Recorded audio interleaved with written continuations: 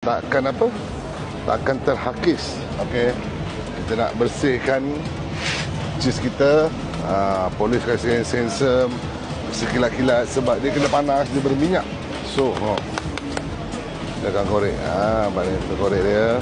Dia tepi ni kita kena korek. Kalau tak korek nanti dia membazir. Sebab kita kalau pakai senduk dia memang takkan apa? Takkan terhakis. So kita kena pakai ini.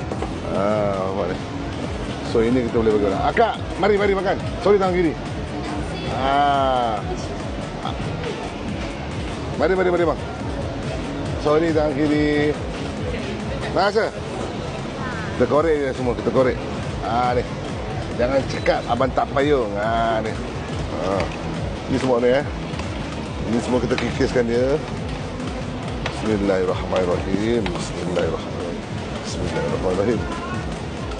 Ni. So ini semua cheese korang tengok ni.